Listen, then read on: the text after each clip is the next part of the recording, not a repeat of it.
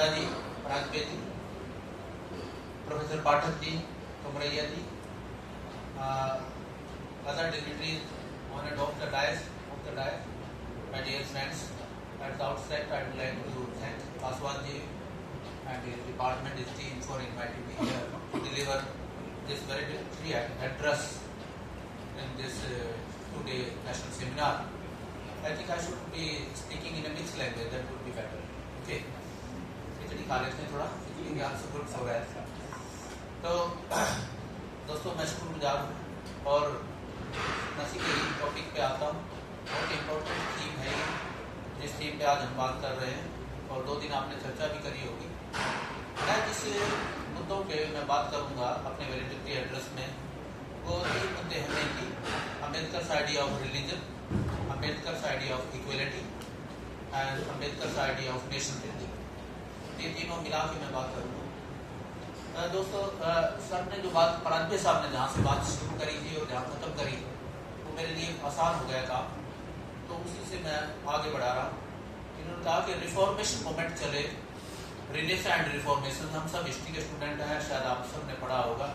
Europe में modern times में ये मूवमेंट चलते हैं, इक्वली भारत में भी ये मूवमेंट चलते हैं। रिनेसांस भारत में एक अलग अनोखे तरह का रिनेसांस आया और रिफॉर्मेशन भी है, यानी धर्म सुधार। लेकिन जो भारत में धर्म सुधार का जो आंदोलन चलता है, जिसमें फूले भी हैं, जिसमें उस जमाने के तमाम रिफॉर्मर हैं 19th सेंचुरी के, ये सारे लोग और भी पीछे जाए तो पिछले लोग भी धर्म के मुद्दे को बहुत महत्व देते हैं। बड़ा एक इंटरेस्टिंग मामला है, बल्कि मैं इसको थोड़ा क्रिटिकली भी देखता हूँ। हमारे यहाँ भौतिकतावादी चिंतन ज्यादा नहीं है, इस मामले में हम पुअर हैं। हमारे पास ले के एक मेटेरियलिस्टिक है, आप जानते हैं उसका नाम चारवत, उसका भी हम मखौल उड़ाते हैं। चारवत का पूरा लिटरेचर जला दिया गया। खैर मैं चारवत पे बात नहीं कर रहा, धर्म की बात कर रहा हूँ। हम लोग बहुत धार्मिक लोग हैं, हाईली रिलीजियस लोग हैं। इंटरेस्टिंगली जो लोग धर्म के सताए हुए हैं ना, वो भी धर्म को नहीं छोड़ते। मतलब ये बहुत एक अनोखी चीज है भारत की। जैसे उदाहरण के तौर पे ये 3 व्यक्ति मुझे याद आते हैं जो कि फूले के एक तरह से नहीं, अम्बेडकर के आदर्श भी रहे हैं। एक तो गुरु रविदास जो मेडिवल टाइम के हैं, जो भारत का पहला यूटोपिया देते हैं। पहला यूटोपिया, मैं थॉमस मूर तक ले जा रहा हूँ आपको। थॉमस मूर ने किताब लिखी थी यूटोपिया। यूटोपिया मतलब होता है एक आदर्श समाज, समतावादी समाज, जिसमें सब लोगों की प्रॉब्लम दूर हो, एक आदर्श, एक सपनों की दुनिया। एक फिलोसफर सपना लेता है, उसको सपना लेना चाहिए, लोगों को देना चाहिए। तो मूर ने ये सपना दिया था समाजवाद के आने से भी पहले। और भारत में भी देर ओम्बेत लिखती हैं। ये 3 व्यक्तियों की मैं बात कर रहा हूँ। ये तीनों ही व्यक्ति कितने धार्मिक हैं। देर ओम्बेत लिखती है, इंडिया का फर्स्ट यूटोपिया दिया गुरु रविदास ने। जरा देखिए, जो व्यक्ति समाज के दबे कुचले वर्ग से आता है, चमकार जात के थे वो कहते हैं अपने यूटोपिया ऑफ बेगम पीरमपुरा, उसने किताब लिखी है यूटोपिया, सीकिंग यूटोपिया। के लोम्बित का नाम ले रहा हूँ, मेरी विचार नहीं है जी। तो वो उसमें लिखते हैं सीकिंग यूटोपिया में कि गुरु रविदास सपना लेते हैं पहला यूटोपिया, ऐसा चाहूं राज में जहां मिले सबन को अन्न, छोट बड़ सब बसें रहदास रह प्रसन्न। ये मैं नहीं कह रहा, ये मैं गेल और मेर की बात कर रहा हूँ, बल्कि इससे प्रेरित होकर मैंने एक और किताब अभी रिसेंटली लिखी है, ICHR ने मुझे इसके लिए फंड किया है, सीकिंग सत्य धर्म। ये दूसरा यूटोपिया है। ये भारत का दूसरा यूटोपिया है जो इक्वलिटेरियन सोसाइटी की और धर्म के बेस पे, इंटरेस्टिंगली धर्म के बेस पे इक्वलिटेरियन सोसाइटी की बात करता है। वो है फूले का यूटोपिया, सत्य धर्म का विचार। उन्होंने किताब लिखी थी, आप सब जानते होंगे, सार्वजनिक सत्य धर्म पुस्तक। फूले के गुरु हैं, फूले ने अपना गुरु अम्बेडकर के गुरु हैं। तो मैंने उस किताब का टाइटल इससे प्रेरित हो गई लिखा है, सीकिंग सत्य धर्म, the spiritual utopia of Jyotirao Phule and his reformation movement. ये अभी रिसेंटली मैंने कंप्लीट किया है। उससे पहले मैं Indian institute of advance study में फुले पे काम कर चुका हूँ और वो भी मोनोग्राफ जो है पब्लिश हो गया है। तो खैर आज हम बाबा साहब की बात कर रहे हैं। तीसरा जो यूटोपिया है वो डॉक्टर अम्बेडकर देते हैं, वो है नवयान का विचार। क्योंकि बाबा साहब हिंदू धर्म को छोड़ देते हैं, लेकिन वो धर्म की भी एक अलग ही इंटरप्रिटेशन करते हैं, क्योंकि बुद्धिज्म में भी प्रॉब्लम आ गई है। ये जो हीन यान महायान, ये एक्सेप्टेबल नहीं थे बाबा साहब। वो बुद्धिज्म की एक अनोखी तरीके से अपने यूटोपियन वे में इंटरप्रेट करते हैं। That is the idea of utopia. Interestingly तीनों ही व्यक्ति धर्म के सताए हुए, लेकिन ये धर्म को बहुत महत्वपूर्ण मानते हैं। हमारी परंपरा है, अब क्या करें, जैसी भी है, तो हमें धर्म की बहुत जरूरत, धर्म के बिना रह ही नहीं सकते। लेकिन अब ये लोग धर्म के विचार क्यों देते हैं सभी लोग, और धर्म का एक नए ढंग से, यूटोपियन ढंग से क्यों इंटरप्रेट करते हैं? असल में देखिए, मैं इन्हीं को यूटोपिया कहता हूँ। और भी यूटोपिया है वैसे, बहुत सारे सुधारकों ने और भी दिए हैं उस विचार जो सो कॉल्ड ग्रेट ट्रेडिशन से आते हैं, लेकिन उन सब में वर्ण व्यवस्था का आइडिया इतना गहराई से डीपली रूटेड इंस्ट्राइंड है। जब वर्ण व्यवस्था को आप मान रहे हो अपना आदर्श, तो यूटोपिया कैसे हो सकता है? क्योंकि वर्ण व्यवस्था तो दोस्तों जरा गौर करिए, कई लोग कहते हैं वर्ण तो अच्छा था, जात अच्छी, जात खराब है, छुआछूत खराब है। ये बहस तो उसी दिन खत्म हो गई थी जब गांधी अम्बेडकर डिबेट चल रही थी, और अम्बेडकर ने कहा था, क्या कहा था अम्बेडकर ने, कि आप वर्ण के बेस, वर्ण को अगर आप आदर्श मानेंगे तो छुआछूत को खत्म नहीं कर सकते, क्योंकि caste is by product of varna and untouchability is by product of caste. ये सीक्वेंस है, हिस्ट्री में ऐसे ही हुआ है। पहले वर्ण का विचार आया, उससे असल में बनी जातियां, और जातियों से बनी छुआछूत, तो उसको यूटोपिया तो नहीं कह सकते। एक और धर्म का विचार, धर्म कैसा होना चाहिए? मैं फुले का और अम्बेडकर का आइडिया धर्म की बात करता हूँ। अब धर्म का जो हिंदू परंपराएं हैं, एक परंपरा नहीं, हिंदू धर्म बहुत सारी परंपराएं, जिनमें से कुछ परंपरा बौद्ध धर्म, जैन धर्म के रूप में निकल गई। ओके, जो ग्रेट ट्रेडिशन की परंपराएं हैं, उनमें धर्म की बहुत सारे मीनिंग लिए जाते हैं। आप सब जानते हो, धर्म का अर्थ जो है कर्मकांड भी है, धर्म का अर्थ जो है ये पाखंड भी है, धर्म का एक अर्थ ड्यूटी भी होता है, पता ना? धर्म का अर्थ जो है, गांधी जी लिखते हैं, छुआछूत जो है ये आपद धर्म के रूप में आई। बड़ा हैरान हो गया, गांधी जी छुआछूत के खिलाफ थे, लेकिन किस तरह से इंटरप्रेट करते हैं, ये तो आपद धर्म था। देखो, मतलब एक ऐसा था, आपदा के टाइम में छुआछूत को अपनाया गया, तो मतलब अजीब इंटरप्रिटेशन है। एक और इंटरप्रिटेशन है, भाई आप युद्ध करो क्योंकि तेरा धर्म है। अब बड़ा कंफ्यूजन हो जाता है, धर्म है क्या फिर? अब ये सब तो धर्म नहीं हो सकता, क्योंकि इसमें बहुत सारा अधर्म भी है। तो यहाँ पे खुले आते हैं अपना आइडिया ऑफ सत्य धर्म लेके। वो कहते हैं सत्य ही आधार है, हर चीज का आधार सत्य ही होगा। विज्ञान का आधार भी सत्य होगा, तो धर्म का भी आधार सत्य होगा। वो कहते हैं सत्य में जयते। आप सबने सुना है कि हमारी उपनिषद की परंपरा है, सत्य की जीत होगी। सत्यम शिवम सुंदरम, मानते हैं ना? तो यहाँ शिवा की धरती पे बैठे हैं, वहां शिवा का कुछ और मतलब है। सत्यम शिवम सुंदरम ICHR का लोगो भी है, उसमें भी इसी तरह का एक विचार डाला है हमारे कंवर साहब ने, जो मेरे डिपार्टमेंट से आते हैं, कि सत्य ही सर्वाइव करेगा। ऑब्वियसली धर्म में भी सत्य ही सर्वाइव करेगा। सत्य, truth is the essence of religion. Truth, आप ये भी नहीं कह सकते God is truth. Gandhi ji शुरू में गॉड इज ट्रुथ कहते थे, बाद में Gandhi ji came to close to fully when he said truth is God. देखिए, क्या पता गॉड सत्य ना हो, आप प्रचारित किए जा रहे हैं भगवान सत्य है। सत्य ईश्वर हो सकता है, सत्य को ही सबसे बड़ा सम्मान मिलना चाहिए। तो मैं अभी बोल रहा था, ये प्रिसेप्ट्स हैं इन सब के। अच्छा, ये इंटरेस्टिंगली बाबा साहेब अम्बेडकर के भी हैं, उनका अगर ये पढ़ो ना, ये जो विचार है, जो नवयावन का विचार है, उसमें आगे बाबा ये 3-4 पॉइंट है, मैं खास 3-4 वो है मूल्य हमारे जो धर्म के बुनियाद है, और ये भारतीय कल्चर से ही आए। देखो, 2 तरह के धर्म दोस्तों, जरा गौर करो। एक धर्म है इब्राहिमी धर्म, जो वेस्ट के धर्म है, और दूसरे जो धर्म है वो है भारतीय मूल के धर्म। भारतीय मूल के धर्मों में कुछ मुद्दों को लेके मतभेद है, लेकिन कुछ मुद्दों को लेके समानताएं भी हैं। जरा गौर कीजिए, ये 4-5 बेसिक मूल्य हैं जो भारतीय सभ्यता के धर्मों से निकले हैं। बौद्ध धर्म भी, जैन धर्म भी, इवन हिंदू धर्म भी, और तमाम धर्म, सिखिज्म भी आता है। पहला यही है सत्य का विचार, सत्य धर्मी बनना चाहिए।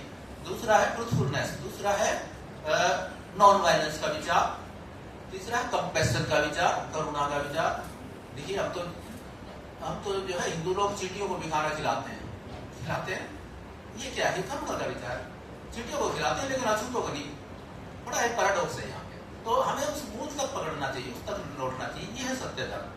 करुणा का विचार, प्रेम का विचार, भ्रातृत्व का विचार, भाईचारे का विचार, क्षमा का विचार, क्षमा, यही तो है, यही फूले के प्रिसेप्ट्स हैं और यही बाबा साहेब अम्बेडकर के नवयान के प्रिसेप्ट मिलेंगे अगर उसका अध्ययन करेंगे। तो दोस्तों, जो धर्म के बारे में जितना ज्यादा कंफ्यूजन था उसको क्लियर कर देते हैं दोनों लोग। एक बात और, दूसरे, ये तीनों ही व्यक्ति, मैंने रविदास को भी मिला लिया है यहाँ पे, ये तीनों ही व्यक्ति जो नीचे से उठ के आए या निचली परंपरा से आते हैं और धर्म के सताए हुए भी लोग हैं, लेकिन धर्म की इतनी सेवा करते हैं, मूल धर्म तक ले जाते हैं कि ये है धर्म, बाकी सब है धर्म है। तो एक बात तो ये। दूसरी बात, अम्बेडकर साहब के, मैं इस धर्म वाले पॉइंट से थोड़ा सा आगे जाता हूँ। दूसरी बात है, बाबा साहेब का जो आइडिया ऑफ इक्वलिटी है, ये कहाँ से इंस्पायर होता है? बाबा साहब ने, देखिए, 2-3 बीबीसी को इंटरव्यू दिए आखिरी दिनों में। एक तो बीबीसी को दिया था और एक उससे पहले जो है आकाशवाणी को दिया था। मैं उनको यूट्यूब पे अवेलेबल है, जरा आप देख लेना। 1954 में दिया था। उसमें वो कहते हैं कि मेरा जो विचार है उसका अगर सारांश पूछो तो वो है लिबर्टी, इक्वलिटी एंड फ्रेटर्निटी, है ना। ये उनकी फिलॉसफी का आधार है। वो कहते हैं ये मैंने फ्रेंच रेवोल्यूशन से नहीं लिया, ऑब्वियसली वहां से मैं लिया है, ऐसा नहीं है, वो मॉडर्न एज के थिंकर वो, लेकिन वो कहते हैं मैंने वहां से ही नहीं लिया। वो ये कहना चाहते हैं मैंने तो बुद्धिज्म से लिया है। असल में इंडिया में मिल जाएंगे विचार। ये जो धर्म को लेकर सारा जो कंफ्यूजन हो रहा है ना, असल में सारा ये लोग मतभेद क्यों कर रहे हैं? एक मुद्दा ही है, वो है इक्वलिटी का मुद्दा। वो बहुत ज्यादा मुद्दे नहीं है। इक्वलिटी वहां वर्ण व्यवस्था में नहीं है, तो इक्वलिटी की ओर लौटना चाहते हैं बेसिकली। लेकिन लिबर्टी, इक्वलिटी और फ्रेटर्निटी, जो फ्रेटर्निटी है वो भी भारतीय परंपरा में है और लिबर्टी का विचार भी है, लेकिन इक्वलिटी के मामले में जो सो कॉल्ड ग्रेट ट्रेडिशन है उसमें प्रॉब्लम रहती है वर्ण व्यवस्था के कारण। तो बाबा साहब ने तो ये कहा, ये मेरी फिलॉसफी का सार है। ओके, एक और बात, एक दूसरी बात कहते हैं, बीबीसी को ही कहते हैं। ये बीबीसी का इंटरव्यू है, आखिरी इंटरव्यू है जब भारत का संविधान लागू हुआ था। जब उनसे पूछा था कि आपको क्या लगता है कि ये जाति व्यवस्था कब खत्म होगी? बाबा साहब प्रेडिक्ट करते हैं, वो कहते हैं मुझे तो नहीं लगता 100 साल तक ये खत्म हो जाएगी। देखिए 75 साल तो हो गए, कुछ खास नहीं, जाति खत्म हो गई। कभी आप सोचो जाति खत्म हो गई, बहुत सारे लोग कहते हैं जाति खत्म हो गई। जरा मैं आपसे एक सवाल पूछता हूँ, यहाँ जितने भी लोग बैठे हैं, जरा मुझे ये बता दीजिए जाति से बाहर है कौन? एक भी आदमी हाथ खड़ा करे। चलो अच्छी बात है, इंटरकास्ट मैरिज करा है आपके माँ बाप ने, अब मुझे ये बता दीजिए फिर जाति से बाहर कैसे हो गए? ये मेरा सवाल अच्छे से समझो। जाति से बाहर होने का मतलब है कि आपने जाति की दीवारें तोड़ी हैं, आपके माँ बाप ने तोड़ी हैं, तब जाति से बाहर होंगे। हम सब बुनियादी तौर से आज भी कास्ट हैं। बाबा साहब ने कहा पीछे 100 साल तक नहीं होगा। मैं इसमें 75 तो हो गए, 25 साल और भी बचे हुए हैं उनके। मैं थोड़ा सा अपना भी विजन मिला देता हूँ, थोड़े से पढ़े लिखे हम भी हैं। मैं ये कह रहा हूँ 25 साल और भी जोड़ लीजिए, आने वाले 50 साल तक जाति का कुछ नहीं होने वाला। जिस तरह से, जिस स्पीड से हम चल रहे हैं, हालांकि अब इंटरनेट और ग्लोबलाइजेशन बहुत सारी चीजें हो गई है, उससे थोड़ा थोड़ा टूट रही है, लेकिन बहुत ज्यादा नहीं, ग्रोथ भी बहुत ज्यादा है। तो ये है चैलेंज नेशन के सामने। नेशन बनेगा कैसे? इक्वलिटी आएगी कैसे? ये बाबा साहब देखिए एक बात बोलना चाहते हैं, और ये फुले पे भी लागू होती है। ह्यूमन राइट्स, मानव अधिकार, ये सब मानव अधिकार के समर्थक हैं। फुले भी, अंबेडकर भी, इवन गांधी जी भी और बाकी लोग भी। मानव अधिकार की बात 19वीं शताब्दी के सब लोग करते हैं, क्योंकि पश्चिम से ये डिस्कशन शुरू हुआ था। थॉमस पेन जो है राइट्स ऑफ मैन नाम की किताब लिखते थे, फिर फ्रेंच रेवोल्यूशन में ये मुद्दा आ जाता है मानव अधिकार का। तो ये सब मानव अधिकार की बात करते हैं, ह्यूमन राइट्स। देखिए 19वीं शताब्दी के तमाम थिंकर, जिनमें फुले भी शामिल है, वो कहते थे natural rights are human rights. प्रकृति ने दिया है हमें, प्रकृति बराबरी से देती है, भेदभाव नहीं करती, तो हम कौन होते हैं भेदभाव करने वाले, है ना। वो कंसेप्ट होगा कि नेचर ने जो दिया वही हमें स्वीकार करना है। लेकिन इसमें अम्बेडकर इस डिबेट को एक नए एंगल तक ले जाते हैं। देखिए जरा ये पढ़ने की चीज है। अम्बेडकर कहते हैं नेचर से राइट नहीं मिलते, हालांकि फुले के अनुयायी जरूर हैं, गांधी भी कहते हैं नेचुरल राइट्स की बात, लेकिन अम्बेडकर कहते हैं राइट्स नेचर से नहीं मिला करते। नेचर में तो बाइटीज राइट भी है, नेचर में तो डार्विन की थ्योरी भी लागू होती है, सर्वाइवल ऑफ द फिटेस्ट। तो अम्बेडकर कहते हैं जो राइट्स हैं, गौर करना जरा, थोड़ा सा बैठ जाओ, जो राइट्स हैं ये कहां से, ये कैसे आते हैं? ये संघर्ष करने से एक्वायर होते हैं। इसके लिए लड़ना पड़ता है, अधिकार मांगने से नहीं मिला करते हम जैसे जानते हैं अधिकार। और दूसरा rights are ensured by the law. Ambedkar इसमें लॉ का एक एंगल लेके आते हैं क्योंकि लॉ के वो एक विद्वान है ना, संविधान के निर्माता भी है हमारे। अम्बेडकर कहते हैं फंडामेंटल राइट्स जो मौलिक अधिकार है, मौलिक अधिकार, ये नया कंसेप्ट देखते हैं कि भाई मूल अधिकार जो कि लॉ से एंश्योर और जिसके लिए हमें संघर्ष करना पड़ेगा, ऐसे आसानी से नहीं मिलेंगे क्योंकि लोग छोड़ेंगे थोड़ा ना जिन लोगों ने हमारे अधिकार दबा रखे हैं। तो अम्बेडकर इसको, इस राइट्स वाले डिबेट को, ह्यूमन राइट्स की डिबेट को यहां तक लेके आते हैं। तो इस तरह से कंप्लीट होती है डिबेट। हमें संविधान के जरिए, कानून के जरिए अपने लोगों को अधिकार मिलते हैं, महिलाओं को अधिकार मिलते हैं, दलित को अधिकार मिलते हैं, माइनॉरिटीज को भी मिलते हैं, तमाम लोगों को। तो एक बात इसमें थोड़ा सा ये मैं जोड़ना चाहता था। अब मैं नेशन बिल्डिंग के पॉइंट पे आता हूँ। और राष्ट्र, क्योंकि समय थोड़ा सा कम है, राष्ट्र निर्माण के लिए अम्बेडकर का क्या कंट्रीब्यूशन है? देखिए, राष्ट्र के मार्ग में सबसे बड़ा राष्ट्र बनेगा कैसे? बहुत बहस चल रही थी, सब कह रहे थे राष्ट्र बनाना है, अम्बेडकर के टाइम में भाई भारतीय राष्ट्रीय कांग्रेस पूरा एक आंदोलन चला रही थी। फूले के टाइम में कांग्रेस लगी थी। मैं फूले को फिर मिला रहा हूँ क्योंकि मैं बेसिकली फूले पे मेरा काम ज्यादा है, अम्बेडकर की भी किताब है मेरी, लेकिन फूले को बेस बनाए बगैर अम्बेडकर को समझ ही नहीं सकते।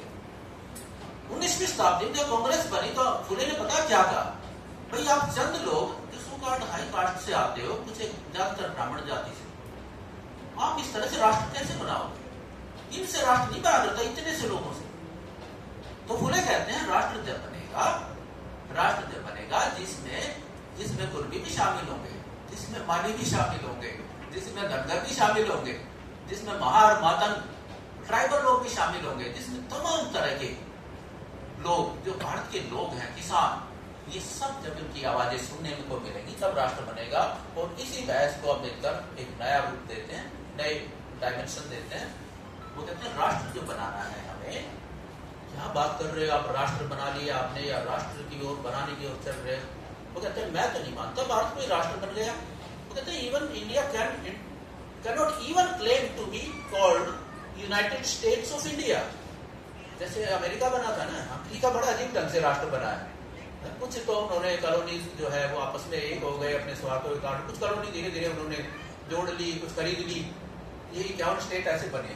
तो वो कहते हैं हम तो वो भी नहीं कह सकते अपने आप को, हम तो वो भी नहीं कह सकते यूनाइटेड स्टेट्स ऑफ इंडिया। लेकिन एक बात और भी है, इसका मतलब ये नहीं कि वो इंपीरियलिस्ट लोगों के क्लोज थे, वो भी कहते थे, साम्राज्यवादी भी यही कहते थे, इसी तरह की बात करते थे। भारत जो है, भारत में there are millions of nation in India, वो उस तरह से आलोचना करते हैं डिवाइड एंड रूल के तहत।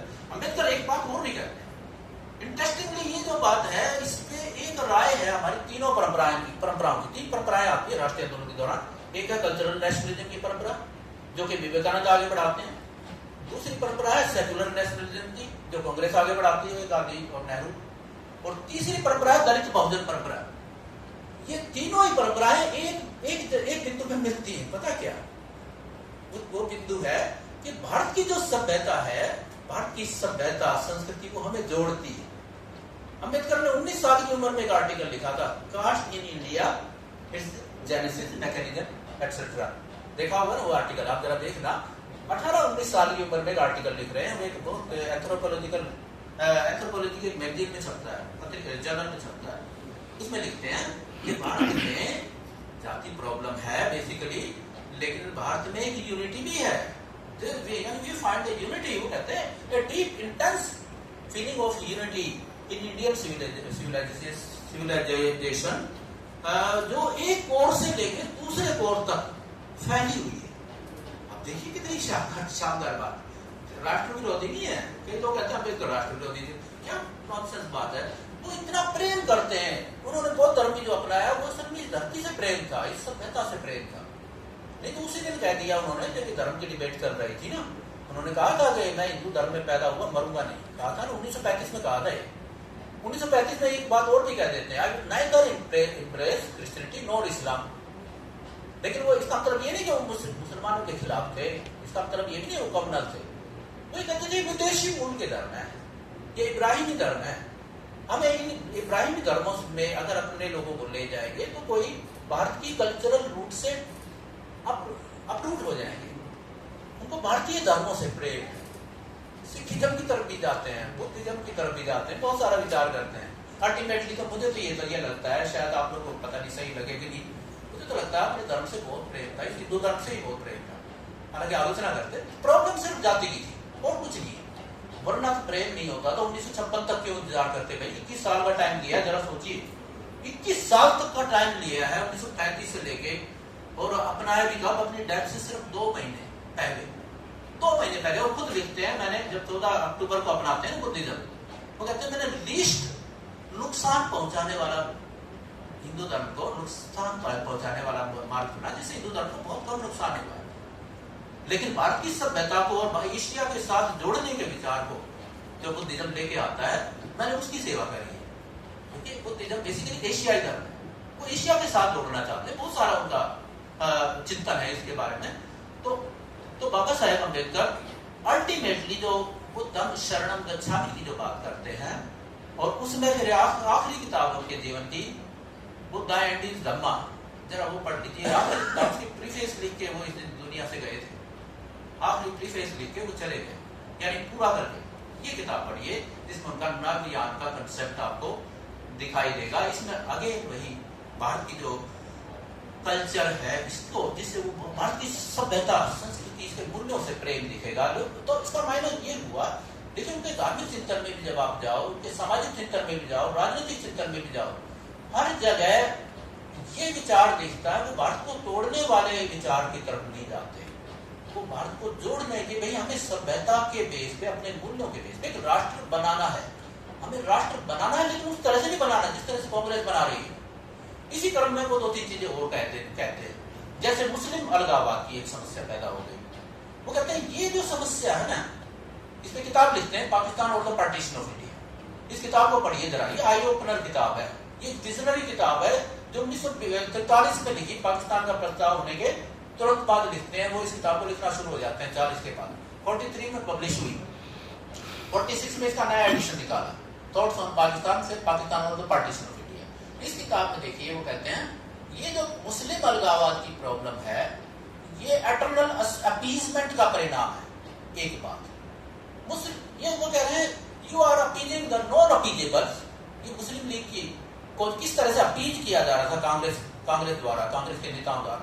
You are appeasing the non appeasable and you are ignoring the non ignorables. जरा सोचिए इस बात को। वो कहते हैं आप जिन लोगों को इग्नोर नहीं करना चाहिए उनको इग्नोर करे जा रहे हैं, और जिनको अपीज नहीं किया जाना चाहिए उनको अपीज करे जा रहे हैं। तो उनकी वो कहते हैं पहले ये मांग आती है सेपरेट इलेक्टोरेट की, फिर 14 पॉइंट आ जाते हैं, फिर अल्टीमेटली जो है वो अधिमान की बात करते हैं, मुस्लिम मेजोरिटी प्रांतों में ये अधिमान मिल जाए, अल्टीमेटली अलग नेशन की बात करते हैं, सब कुछ मानते चले जाते हो आप।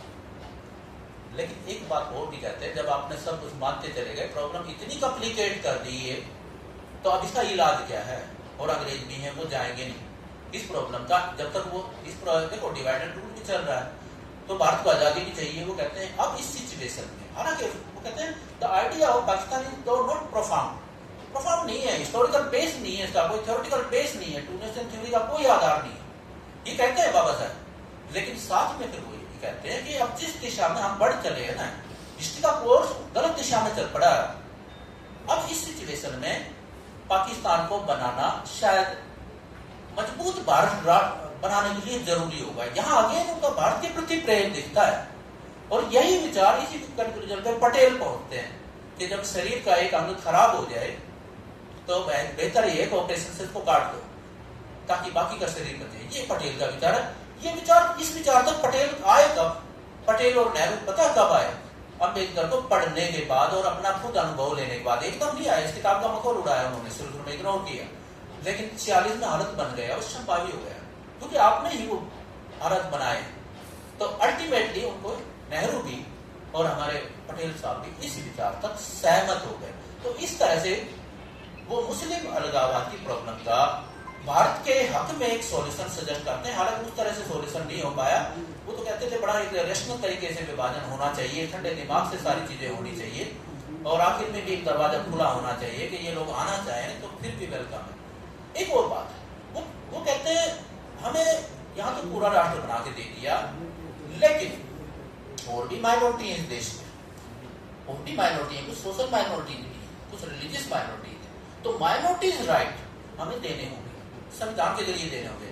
बड़ा एक इंटरेस्टिंग बात कहते हैं, ये सारी डिबेट बहुत प्रोफाउंड लेवल की डिबेट है। वो कहते हैं मेजोरिटी को रूल करने का हक है, मान लिया, माइनॉरिटी इस शर्त पे इसके लिए सहमत होते हैं कि मेजोरिटी रूल करेगी, लेकिन इसका मतलब ये नहीं है कि मेजोरिटी मनमानी करेगी। वो कहते हैं हम इस शर्त पे एग्री हुए हैं कि आप रूल करो मेजोरिटी होने के नाते, लेकिन हमारे राइट प्रोटेक्ट किए जाए। माइनॉरिटी के राइट कानून के जरिए, संविधान के जरिए प्रोटेक्टेड होने चाहिए। ये है अम्बेडकर का विचार माइनॉरिटी राइट्स के प्रति, दलित राइट्स के प्रति। दोस्तों अब आजकल किस तरह से किया जा रहा है कि माइनॉरिटी को बिल्कुल क्या हम क्रश कर देंगे? कोई भी माइनॉरिटी है तो उनको राइट्स संविधान में गारंटी दी है, तो आज के संविधान में, अम्बेडकर के बनाए संविधान में वो गारंटियां दी गई है, और वो गारंटियां जब तक रहेंगी देश एक बना रहेगा, वरना देश के लिए एक खतरा बन जाएगा। बस मैं कंक्लूजन पॉइंट पे आ रहा हूँ दोस्तों। एक और प्रॉब्लम है, वो है क्षेत्रवाद की प्रॉब्लम। देश में भाषावाद, क्षेत्रवाद की प्रॉब्लम भी देश के लिए राष्ट्र बनाने के मार्ग में बहुत बड़ा चैलेंज था। अम्बेडकर ने इस पे भी विचार किया है। थॉट्स ऑन लिंग्विस्टिक स्टेट्स नाम की उनकी एक रचना है, किताब है। इसमें वो कहते हैं कि जो भाषाई आधार पर राष्ट्रवाद का, ये जो क्षेत्रवाद का विचार होता है राज्य का, ये बड़ा खतरनाक है। भाषाओं के आधार पर राज्य बनाओगे तो लिंग्विस्टिक नेशनलिज्म जाग जाएगा, जैसा यूरोप में हुआ। यूरोप में सारे राष्ट्र भाषाई आधार पर बने हैं। वो कहते हैं वो प्रॉब्लम आ जाएगी। भारत की सभ्यता ऐसी नहीं है जिसमें एक भाषा के आधार पर राज्य बनाया जा सके या राष्ट्र बने, क्योंकि हम सब बेसिकली इसी सभ्यता में, जिसको कहते हैं यूनिटी इन डाइवर्सिटी, वो विचार भी है, वो टूट जाएगा। तो इसलिए वो कहते हैं कि भाषा का के आधार पर जब आप राज्य बनाए तो इसमें दो बातें याद रखिए। एक तो वन लैंग्वेज वन स्टेट का विचार नहीं होना चाहिए, बल्कि वन स्टेट वन लैंग्वेज होना चाहिए। ये बड़ा समझने की बात है। One state one language, one language one state नहीं। नंबर दो, दूसरी बात कहते हैं एक भाषा ऐसी होनी चाहिए जो सबके लिए स्वीकार्य हो। तो वो हिंदी भाषा को प्रपोज करते हैं, हालांकि कुछ मराठी हैं, कई लोग इसलिए भी कहते हैं वो संस्कृत की बात करते हैं, लेकिन वो संस्कृत की एक उन्होंने बड़े लाइटर लहजे में कही थी वो बात। असल में कॉन्स्टिट्यूएंट असेंबली की डिबेट तो पढ़ते नहीं। अम्बेडकर असल में हिंदी पर सहमत हुए थे, संस्कृत की बात कही थी उन्होंने। किसी ने कहा था संस्कृत को बना दो, तो उन्होंने कहा ठीक है मैं आपका समर्थन करता हूँ, बनाओ। लेकिन संस्कृत को बनाना, खुद संस्कृत के जो मानने वाले लोग हैं ना, वो खुद कितनी संस्कृत बोल लेते हैं, बड़ा प्रैक्टिकल नहीं है। प्रैक्टिकल तो हिंदी ही है। तो दूसरा विचार उन्होंने ये दिया था, और भारत को उन्होंने कहा था क्षेत्रवाद एक खतरा हो सकता है, और ये खतरा बन भी रहा है। तो लेकिन इसका समाधान एक तरीका और भी बताते हैं, वो स्मॉल स्टेट्स, छोटे राज्य बनाने होंगे। क्योंकि छोटे राज्य जब बनाओगे तो ये लिंग्विस्टिक नेशनलिज्म को कर्ब किया जा सकता है कि छोटे छोटे राज्य ना, एक भाषा के कई राज्य बना दो आप, और उसमें मुद्दे कौन से होने चाहिए? राज्य बनाते हो भाषा बड़ा मुद्दा नहीं होना चाहिए, ठीक है भाषा मुद्दा बन गया तो चलो भाषा के आधार पर बना रहे हो आप, बना लो, लेकिन मुद्दा ये होना चाहिए क्षेत्रीय असंतुलन। कुछ क्षेत्र पिछड़े हुए हैं, उन पिछड़े हुए क्षेत्रों को के अलग राज्य बनाओ। जैसे उन्होंने विदर्भ को अलग राज्य की मांग करी थी, ये उन्होंने नक्शे बना के दिए हैं कि किस तरह यूपी के 4 नक्शे, 4 राज्य बनाए जा सकते हैं इसी यूपी के, किस तरह से महाराष्ट्र के राज्य बनाए जा सकते हैं, किस तरह बड़े राज्यों के और छोटे राज्य बनाए जाते हैं। कहते हैं इससे प्रॉब्लम ये हल हो सकती है। और लास्ट की बात है जो वो है अम्बेडकर साहब की चेतावनी। उन्होंने संविधान सभा में चेतावनी दी थी, वो अभी सर भी थोड़ा सा उसका जिक्र कर रहे थे कि इस दिन के बाद जो डेमोक्रेसी के विचार की बात कर रहे थे ना सर, कि डेमोक्रेसी सोशल और इकोनॉमिक डेमोक्रेसी की जो बात है, देखिए उसने क्या नाम है, अब्राहम लिंकन ने कहा था, एक परिभाषा दी थी, बहुत पॉपुलर हो गई थी, democracy is of the people for the people by the people. याद है ना, हम सबको याद है, हमें पढ़ाया गया, रटाया गया, हमने रट लिया, लेकिन यार इस परिभाषा के अधूरेपन को नहीं समझा। बाबा साहब रेखांकित करते हैं ये परिभाषा अधूरी है, डेमोक्रेसी की परिभाषा नहीं है ये सिर्फ पॉलिटिकल डेमोक्रेसी को डिफाइन करती है।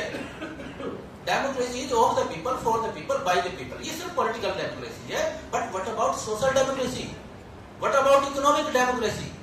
वो आखिरी भाषण में संविधान सभा में 26 नवंबर 1949 उस दिन वो कहते हैं कि इस दिन, जिस दिन हमने संविधान अधिकृत किया है, हमने राजनीतिक लोकतंत्र तो बना लिया है, लेकिन हम इस दिन से एक पैराडॉक्स के युग में एंटर कर रहे हैं। ये बड़ा चर्चित भाषण आप सबने सुना होगा, ज्यादा मैं नहीं कहूंगा, कि सामाजिक धरातल पे इस देश में जातियां हैं, इस देश में विभाजन है, वो लोग जो सदियों से दबाए हुए हैं, क्या पता वो लोग अगर सामाजिक लोकतंत्र नहीं बनाओगे, वो ये जो संवैधानिक व्यवस्था जो बड़े जतन से हमने बनाई है, पॉलिटिकल सिस्टम, पॉलिटिकल फ्रेमवर्क जो है पार्लियामेंट्री डेमोक्रेसी, वो कहते हैं वो लोग इसको आग लगा देंगे, तब क्या होगा? तो उसके लिए समय रहते हमें सोशल डेमोक्रेसी बनानी होगी, लानी होगी, क्योंकि इसी तरह हमें इकोनॉमिक डेमोक्रेसी की लानी होगी, क्योंकि आर्थिक तौर पे बहुत विषमताएं हैं, बड़े बड़े सामंत हैं, बड़े बड़े राज्य रजवाड़े हैं, प्रॉपर्टी उनके पास, तो वो हमें बंटवारा भी करना होगा। दोस्तों, अंबेडकर के विचार उस समय जितने रेलेवेंट थे, आज उससे भी ज्यादा रेलेवेंट है। हर तरह के विचार, चाहे धर्म का विचार हो, चाहे इक्वलिटी का विचार हो, चाहे नेशन बिल्डिंग का विचार हो, ये तीनों मैंने 3 बिंदुओं पे बात करी है। इन 3 बिंदुओं पे अगर हम अंबेडकर को समझ लेना, तो हम सही मायने में तो कहते हैं विश्व गुरु और पता नहीं कैसी कैसी बात होती है, मतलब एक राष्ट्र, मजबूत राष्ट्र बना सकते हैं। With these words, thank you all. जय भीम, जय भारत।